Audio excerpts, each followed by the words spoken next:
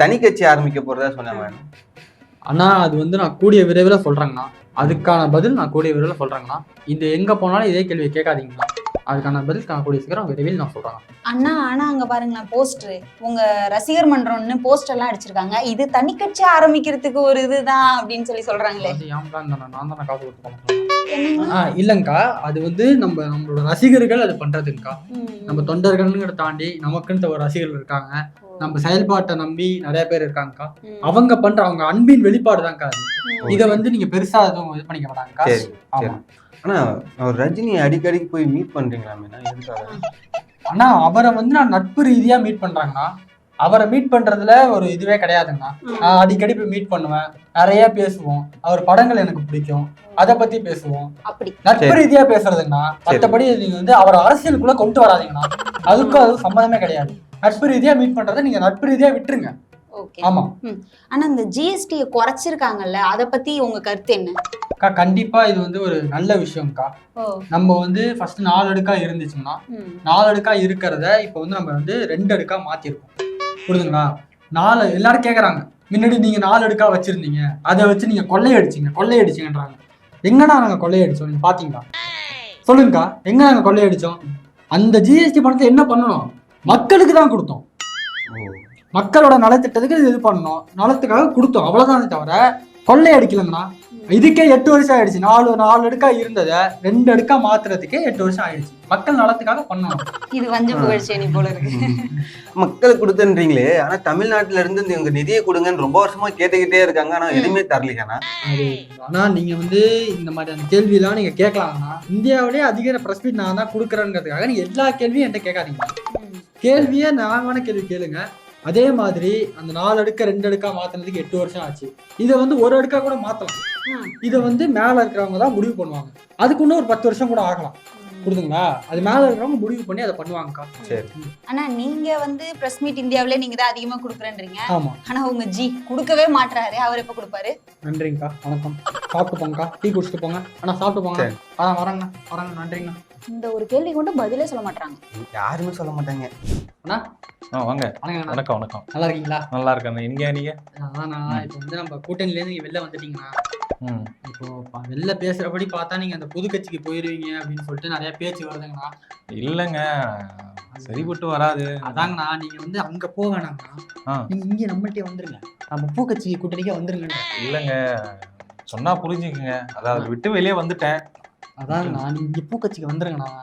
ஒன்றும் பிரச்சனை இல்லை. இங்க ஏதாவது நம்ம வந்து ஏதாவது பார்த்து பண்ணிக்கலாம். அங்க ஏதாவது கவர்னர் அந்த மாதிரி ஏதாவது கொடுப்பாங்க, ஏதாவது பொறுப்பு வாங்கிக்கலாங்கண்ணா. நானே பொறுப்புல இல்லை, அது அடுத்த விஷயம். இருந்தாலும் உங்களுக்கு வாங்கிக்கலாம், நீங்க வந்துருங்க. இல்லங்க, கொஞ்சம் நான் யோசிச்சு சொல்றேனே. யோசிச்சு சொல்றேன். சரிங்கண்ணா, நீங்க யோசிங்க, ஒன்றும் பிரச்சனை இல்லை. ஆனா அங்க போயிடாதீங்கண்ணா.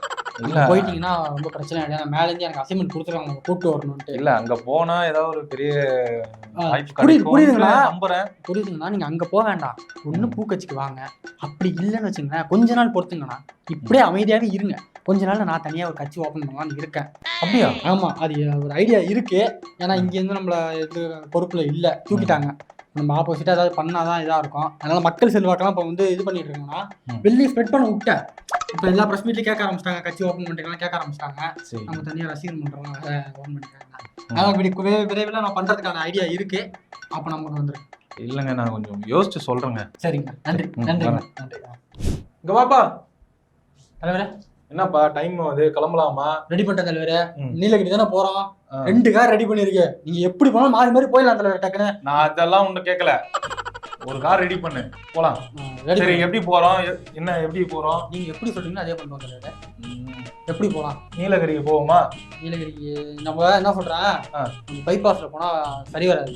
இந்த பக்கம் இப்படி போயிருவோம். நம்ம பஸ் ஸ்டாண்ட் சைடு உள்ள போயிடலாம். சரி, நம்ம இருக்காருல கோபிசெட்டிப்பாளையம், அது வழியா போயிருவோம் தலைவரே. அங்க போய் நம்ம மாச காட்டணும் தலைவரே. அவர் என்னென்ன பேசுறாரு நம்மள. இல்லப்பா, அங்க நம்ம போனா சரிபட்டு வருமா? மக்கள் எல்லாம் வருவாங்களா? நான் பாத்துக்கிறேன் தலைவரே, என்ன நம்புங்க. மக்கள் அங்க வராங்க. உங்களுக்கு இருக்க செல்வாக்கு நீங்க என்ன பயப்படுறீங்க? நீங்க அங்க போயிட்டு நம்ம மாச காட்டணும் தலைவரே. அப்பதான் ஒரு பயம் வரும். சும்மா நீங்க பாத்துக்கிறேன் தலைவரே. என்ன நம்ப மாட்டீங்களா? சரி, என்ன நம்ப மாட்டீங்களா? சரி வாங்க, நமக்கு செல்வாக்கு இருக்கு தலைவரே. வாங்க போங்க. எனக்காக வந்த கூட்டம்பா இது. நான் நினைச்சேன் ஏதோ வந்திருக்காது எதுவுமே, என்ன பார்த்தா எனக்காக வந்திருக்கா கூட்டாங்க. நான் தான் இந்த சிஎம்ஏ, நான் தான் முதலமைச்சர். கண்டிப்பா நல்லதுப்பா நல்லதுப்பா. அதான் சொன்னேன் தலைவரே, இங்க நமக்கு செல்வாக்கு இருக்கு தலைவரே. எங்க அவரு? இந்த ஊருக்காரு எங்க அவரு? அவரா? அவர் காலையில கிளம்பி சென்னை போயிட்டாரு. தானே நான் வரேன்னு தெரிஞ்சு பார்த்தேன் நம்ம மவுஸ் எப்படி இருக்குன்னு. ஊருக்கு போனதால அந்த மவுஸ் நாரி இருக்கும் நாரி. தலைவரே எங்க மண்ணுக்கு வந்திருக்கீங்க, உங்களுக்கு ஆரத்தி எடுக்கணும் தலைவரே. ஊரு கண்ணு, உறவு கண்ணு, நரி கண்ணு, கறி கண்ணு, துப்புங்க தலைவரே. உங்க கையால ஒரு 100 ரூபாய் எடுத்து போடுங்க தலைவரே. தலைவரே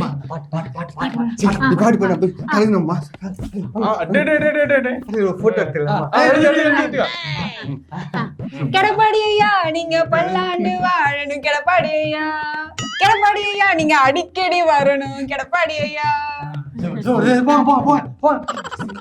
டைமாவது காசு கொடுத்தீங்கன்னா போயிடுவோம். காசு தரேன் இருமா, போங்க. கொடுத்தாதான் போவோம், கொடுப்பா.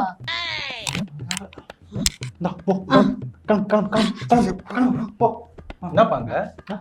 அது ஒண்ணும் இல்ல தலைவரே, அது அப்ப கூட எனக்காக வந்த கூட்டம் இல்ல, பணத்துக்காக வந்த கூட்டம் இல்ல.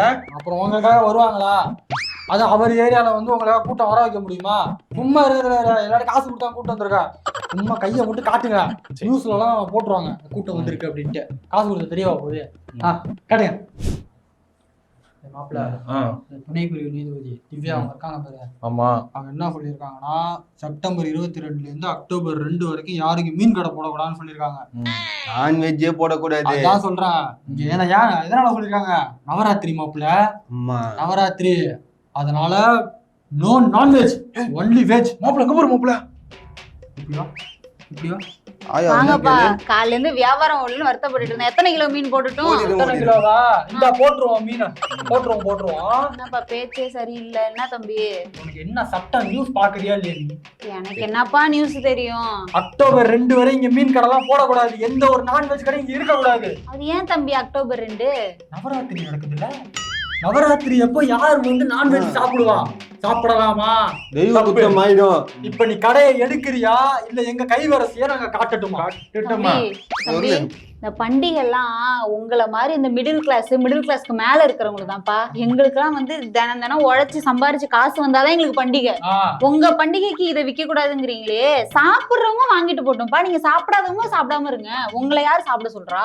நான் என்ன சொல்றேன், மீனை எடுத்துட்டு வெஜிடேரியன் கடை போட்டு என்ன சொல்றேன்?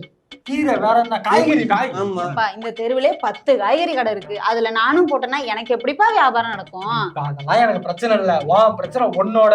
எங்க பிரச்சனை என்னன்னா, நீ கடையே எடுக்கணும். நாங்க வந்து சும்மாவே இங்க கடை போட விட மாட்டோம். நீதிபதியா சொல்லிட்டாங்கன்னா விடுவோமா நாங்க? நீதிபதியா சொல்லிக்கிறாங்க கடை போடக்கூடாதுன்னு. இது மத சார்பற்ற நாடு, அதுவும் இல்லாம பல உணவு பழக்கங்கள் மக்கள் வாழ்ற நாடு.